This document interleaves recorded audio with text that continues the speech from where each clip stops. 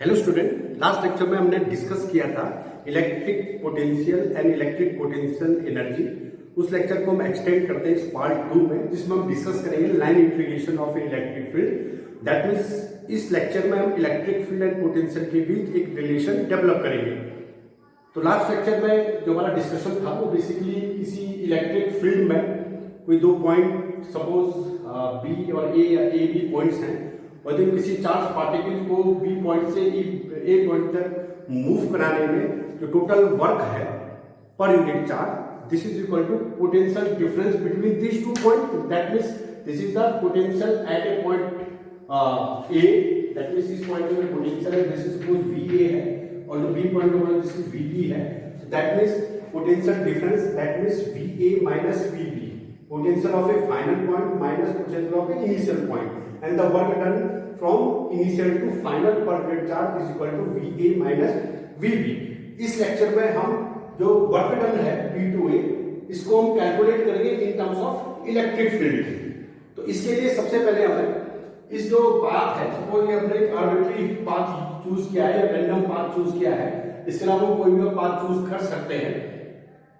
Suppose इस path में small displacement है, दिस इज dl डिस्प्लेसमेंट, तो that dl is the small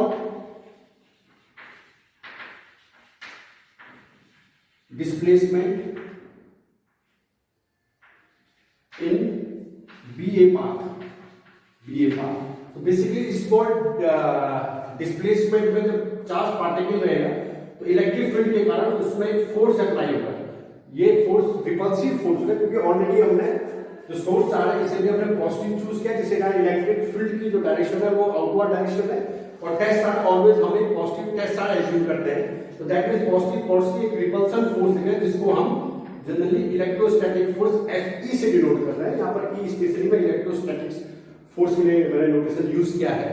तो बेसिकली B से A तक मूव कराने के लिए इस फील्ड में इसमें रिपल्सन लग रहा है, लेकिन अब B से A तक मूव कराना है तो हमें एक एक्सटर्नल फोर्स अप्लाई करना पड़ेगा, और वो एक्सटर्नल फोर्स बेसिकली इसके अपोजिट और इसके इक्वल होगा, तो इस फोर्स को कंपनसेट करेगा। दैट मींस हम कह सकते हैं कि हम क्या करेंगे, एक्सटर्नल फोर्स लगाएंगे इसके अपोजिट डायरेक्शन में एंड सेम अमाउंट का, and this is suppose Fex, जिसको हम एक्सटर्नल फोर्स को हम कह रहे हैं। तो दैट मींस हम कह सकते हैं जो एक्सटर्नल फोर्स होगा जो A से B तक मूव कराएगा, this external force is equal to minus opposite direction में to the electrostatic force। और electrostatic force जो बेसिकली है वो हम जानते हैं किसी चार्ज पर Q into the electric field। ये इलेक्ट्रिक फील्ड के लेक्चर में हमने डिस्कस किया था। तो इस जो एक्सटर्नल फोर्स है ये कितना वर्क करेगा इस dl डिस्टेंस तक लाने में। तो suppose this work is the dw, and dw is equal to force into dl, force into dl, जो वर्क की बेसिकली डेफिनेशन है कि फोर्स और dl की किसी डायरेक्शन में है, तो इसमें जनरली डॉट प्रोडक्ट लेते हैं। और जो एक्सटर्नल फोर्स है ऑलरेडी हम कैलकुलेट करते हैं minus q not e and dl। तो बेसिकली इतना dw हमें वर्क करना पड़ेगा इसको dl तक डिस्प्लेस करने में इन द इलेक्ट्रिक फील्ड। तो टोटल जो वर्क होगा B2A, इधर टोटल हम इंटीग्रेट कर ले इस पूरे को B2A के लिए, तो integration of dw and this is किसके लिए है, dl स्मॉल डिस्प्लेसमेंट के लिए। तो अब क्या होगा B2A, सॉरी ये होगा B2A तक हम इसको इंटीग्रेट करेंगे, और ये बेसिकली dw जो है स्मॉल dl के लिए है। तो this is B2A minus q not e into dl, and this is equal to minus q naught, आपका इंटीग्रेशन से बाहर आएगा, this is B2A e dot dl, and then WBA upon q naught is equal to minus integration to B2A e dot dl। और ये dl basically हम इस e का जो इंटीग्रेशन है ये बेसिकली पाथ के अराउंड हो रहा है, पाथ जो है B2A वाला पाथ है, और this is called work done per unit charge. Already हम लास्ट लेक्चर में डिस्कस कर चुके हैं, this work done per unit charge is equal to the potential difference between two point, जिन पॉइंट के बीच हम पार्टिकल्स को या चार्ज पार्टिकल को या पर यूनिट चार्ज पार्टिकल को मूव कर रहे हैं। तो basically this is the desired equation and this equation defined as a minus line integration of electric field. Basically DL जो है लेंथ है और हम ए टू बी कर रहे हैं, तो हम कह सकते हैं this is the line integration of a electric field is equal to the potential difference between those two points, जिन पॉइंट के बीच हम लाइन इंटीग्रेशन कर रहे हैं, जो बेसिकली उन दो पॉइंट्स को एक लाइन से जोड़ रही है। तो उन लाइन जो लाइन उन एक दो पॉइंट को जोड़ रही है, उस लाइन के अलावा हम इलेक्ट्रिक फील्ड का इंटीग्रेशन कर रहे हैं। That means the line integration of electric field या negative direction electric field is gives us the potential difference between these two points. ये चीज क्लियर हो? अब हम डिस्कस करेंगे सपोज केस फर्स्ट, इसका थोड़ा हम एनालिसिस करते हैं। Case first, suppose V B is at infinity, यदि वी बी जो है या B point B at infinity, that V B is equal to V infinity, और वी इंफिनिटी पर हम पोटेंशियल ऑलवेज जीरो हम एज्यूम करते हैं। तो इस केस में हम कह सकते हैं V A is equal to minus infinity to A, that is E dot D L. तो basically this is the potential at point A is equal to line integration E dot D L, और line integration कहां से होगा? Infinity to that point, और this is the work done. तो basically हम work done एक particular points के लिए यदि हमें पोटेंशियल डिफाइन करना हो तो हम कह सकते हैं कि work done from a charge particle bring to from infinity to that point, और ये उसी लाइन के अलावा हम उसका लाइन इंटीग्रेशन भी कर सकते हैं इलेक्ट्रिक फील्ड का। ये बेसिक पोटेंशियल का है। And suppose case two, suppose V B is equal to V A या V A is equal to V A, that means this is equation number 1। तो दैट मीन्स जो minus B to A E dot D L, तो ये integration भी this is equal to zero, that is इस integration की जो value होगी this is equal to zero, और ये इंटीग्रेशन को हम और डिफाइन करते हैं। तो B to A this is E D L cos of theta is equal to 0, and this theta is the angle between E vector and dl vector. That means हमारा जो E vector dl vector है, हम basically इस direction में move कर रहे हैं, और जो E vector है वो बेसिकली हमारा आउटवर्ड डायरेक्शन में है। तो इनके बीच का जो एंगल है this is called the theta, this is called the theta. तो ये क्वांटिटी कब जीरो होगी? क्योंकि E भी आपका फाइनाइट है, चार्ज है, तो एक फाइनाइट इलेक्ट्रिक फील्ड होगा, डिस्प्लेसमेंट स्मॉल डिस्प्लेसमेंट ले रहे हैं। तो when theta is equal to when theta is equal to 90 या pi by 2, तो हम कह सकते हैं this quantity is equal to 0.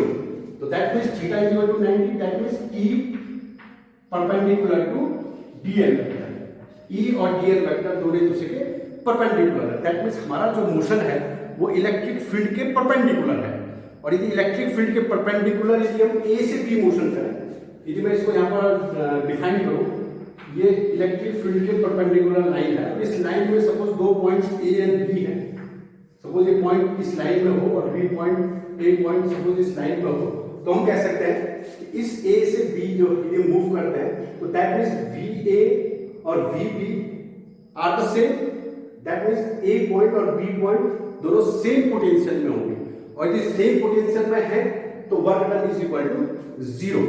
That means यदि हम इलेक्ट्रिक फील्ड के परपेंडिकुलर मूव कर रहे हैं, यदि चार्ज पार्टिकल इलेक्ट्रिक फील्ड के परपेंडिकुलर मूव कर रहा है, तो उसमें कोई भी वर्क नहीं किया जाएगा, या चार्ज पार्टिकल इलेक्ट्रिक फील्ड के परपेंडिकुलर मूव कराने के लिए कोई एक्सटर्नल वर्क नहीं करना पड़ेगा। There is the work done is equal to 0। तो इस केस में हम कह सकते हैं all point in a plane, यदि हम 3 डायमेंशन के केस में बोले, all point in a plane or plane which is perpendicular to the direction of electric field, to the direction of electric field, all the point in a plane are in same potential, all the plane are same potential। तो 3 dimension में assume करें कि electric field यदि 3 dimension space में है, तो जो perpendicular होगा बेसिकली एक लाइन ना होकर एक प्लेन होगी। तो इस प्लेन यदि इलेक्ट्रिक फील्ड के पैरेलल जितने भी परपेंडिकुलर जितने भी प्लेन है, उन प्लेन के प्रत्येक पॉइंट पर जो प्रत्येक पॉइंट है वो सेम पोटेंशियल में होंगे। तो दैट मीन्स उस प्लेन को जनरली हम इक्विपोटेंशियल प्लेन कहते हैं। इक्विपोटेंशियल प्लेन या surface, this is the definition of equipotential plane. तो दैट मीन्स यदि हमें इलेक्ट्रिक फील्ड में एक इक्विपोटेंशियल प्लेन या सरफेस आइडेंटिफाई या ड्रॉ करना है, तो हम बेसिकली इलेक्ट्रिक फील्ड के परपेंडिकुलर एक प्लेन ड्रॉ करेंगे और हम कह सकते हैं this plane is the equipotential plane या सरफेस। तो यहां से हमने इक्विपोटेंशियल प्लेन भी डिफाइन कर दिया। सपोज थर्ड केस हम लेते हैं, E इज द कांस्टेंट। ये इलेक्ट्रिक फील्ड जो है वो बेसिकली कांस्टेंट है, और इलेक्ट्रिक फील्ड कांस्टेंट है दैट मींस किसके रिस्पेक्ट में, बेसिकली आप इलेक्ट्रोस्टैटिक्स में वर्क कर रहे हो और इलेक्ट्रोस्टैटिक्स में चार्ज पार्टिकल रेस्ट में जाता है, और यदि चार्ज पार्टिकल रेस्ट में है तो चार्ज किसी पॉइंट पर जो इलेक्ट्रिक फील्ड होगा पर्टिकुलर पॉइंट पर, सपोज मैं ए पॉइंट पर इलेक्ट्रिक फील्ड कहता हूँ, बी पॉइंट पर इलेक्ट्रिक फील्ड कहता हूँ, तो ए पॉइंट पर और बी पॉइंट पर इलेक्ट्रिक फील्ड डिफरेंट होगी, बट ए पॉइंट पर जो इलेक्ट्रिक फील्ड होगा वो टाइम के रिस्पेक्ट में इंडिपेंडेंट होगा। That means there is no time varying electric field. तो इलेक्ट्रोस्टैटिक्स में पहले ही हमने टाइम इंडिपेंडेंट इलेक्ट्रिक फील्ड को कंसीडर किया है, और यहाँ पर जो ई कांस्टेंट कह रहे हैं तो ये बेसिकली स्पेस के रिस्पेक्ट में भी जो है ई कांस्टेंट है। अदरवाइज यदि हम इलेक्ट्रिक फील्ड की डेफिनेशन देखें तो this is proportional to 1/r², तो डिस्टेंस के साथ इलेक्ट्रिक फील्ड भी वेरी होता है। लेकिन सपोज हम एज्यूम करते हैं एक हमारे पास एक स्मॉल स्पेस ऐसा है जहां पर इलेक्ट्रिक फील्ड बेसिकली कांस्टेंट है स्पेस के साथ, टाइम का कंसेप्ट तो इलेक्ट्रोस्टैटिक्स में है ही नहीं। तो suppose this is the electric, ये कांस्टेंट इलेक्ट्रिक फील्ड है, उसकी डायरेक्शन सपोज हम पॉजिटिव एक्स एक्सिस की या राइट साइड में मैं डिफाइन कर रहा हूं, और हम जो मोशन है हम बेसिकली बी पॉइंट से ए पॉइंट तक मूव कर रहे हैं अपोजिट दिस डायरेक्शन। तो इस डायरेक्शन में जो इलेक्ट्रिक पोटेंशियल होगा basically V A minus V B is equal to minus line integration of electric field. और बेसिकली ए और बी पॉइंट की सपोज डिस्टेंस डी है, हम बी एक पर्टिकुलर डिस्टेंस है क्योंकि ये बहुत स्मॉल डिस्टेंस होगी, क्योंकि ऑलरेडी एक ऐसा रीजन जहां पर इलेक्ट्रिक फील्ड कांस्टेंट है तो बेसिकली वो बहुत स्मॉल रीजन ही होगा। तो बेसिकली हम एक स्मॉल डिस्टेंस ले रहे हैं जो डिस्प्लेस कर रहे हैं इस बी से ए तक, और इसमें जो बेसिकली डीएल एलिमेंट होगा वो इसके अलाउंग होगा। सपोज डीएल एलिमेंट है, दिस इज अलाउंग, इसके अलाउंग होगा, तो हम कह सकते हैं कि जो डीएल वेक्टर है वो ई वेक्टर के एंटी पैरेलल है। तो that means minus E DL cos of theta, और ये cos of theta basically theta is equal to 180 क्योंकि एंटी पैरेलल है। तो that is equal to minus E DL, और कॉस थीटा की वैल्यू -1, तो -1 और माइनस को मल्टीप्लाई करेंगे तो दिस इज प्लस, तो प्लस ई डीएल आ जाएगा। और जो हमारा एजम्पशन है कि इलेक्ट्रिक फील्ड इस रेंज में कांस्टेंट है, तो दैट मींस ये बेसिकली इलेक्ट्रिक फील्ड जो इंक्लिनेशन से बाहर आ जाएगा, क्योंकि इलेक्ट्रिक फील्ड इस लेंथ के लिए कांस्टेंट है बेसिकली, कि कांस्टेंट इलेक्ट्रिक फील्ड हम एज्यूम कर रहे हैं। तो इस केस में हम कह सकते हैं दिस इज ई, और यदि हम स्मॉल डीएल का इंटीग्रेशन करें बी टू ए, तो दिस इज द डिस्टेंस देगा ए टू बी की, या जो लेंथ है ए टू बी तक, दिस इज डी है। तो हम कह सकते हैं E is equal to V A minus V B upon D. तो at a constant electric field the potential difference between 2 point upon the length of this 2 point, या जो 2 पॉइंट के बीच की जो डिस्टेंस है is equal to the electric field. तो that means यदि हमारे पास इलेक्ट्रिक फील्ड नोन है और कोई पर्टिकुलर 2 पॉइंट्स हम ले रहे हैं जिनकी डिस्टेंस हमें नोन है, तो उन 2 पॉइंट के बीच का हम इलेक्ट्रिक पोटेंशियल डिफरेंस जो है एज्यूम कर सकते हैं, तो डिफरेंस कैलकुलेट कर सकते हैं। और या हमारे पास इन्हीं 2 पॉइंट के बीच का इलेक्ट्रिक पोटेंशियल नोन है, या उनके बीच का इलेक्ट्रिक पोटेंशियल डिफरेंस नोन है, और हमें उन 2 पॉइंट के बीच की डिस्टेंस भी पता है, तो हम वहां पर इलेक्ट्रिक फील्ड इंटेंसिटी कैलकुलेट कर सकते हैं। Is it clear? और जो इलेक्ट्रिक पोटेंशियल है बेसिकली इस वाले केस में, इसी इलेक्ट्रिक पोटेंशियल डिफरेंस है, और ये बेसिकली इलेक्ट्रिक पोटेंशियल है एट पॉइंट ए। तो यहाँ पर इलेक्ट्रिक पोटेंशियल मैं डिफाइन कर रहा हूँ, और यहाँ पर मैं इलेक्ट्रिक पोटेंशियल डिफरेंस कर रहा हूँ। बेसिकली डिफरेंस इन्हीं दो पॉइंट के बीच का है, और जो इलेक्ट्रिक पोटेंशियल और बेसिकली किसी एक पॉइंट का अपना इलेक्ट्रिक पोटेंशियल है। लेकिन यदि हम इसको फिजिकल इंटरप्रेट करें तो this is also a electric potential difference, but यहाँ पर जो सेकंड पॉइंट है वो इन्फिनिटी में है। तो दैट मीन जब हम केवल इलेक्ट्रिक पोटेंशियल कह रहे हैं किसी पॉइंट का, तो जो सेकंड पॉइंट से जो रेफरेंस पॉइंट है दिस इज ऑलवेज इन्फिनिटी। और जब मैं इलेक्ट्रिक पोटेंशियल डिफरेंस कह रहे हैं दैट मीन्स दोनों पॉइंट जो है वो इलेक्ट्रिक फील्ड में है। तो यहाँ पर एक नोन चीज क्लियर हो गई कि यहाँ पर जो पोटेंशियल हम डिफाइन कर रहे हैं इसका, ये basically with respect to infinity, और इन्फिनिटी पोटेंशियल बेसिकली हम जीरो काउंट करते हैं।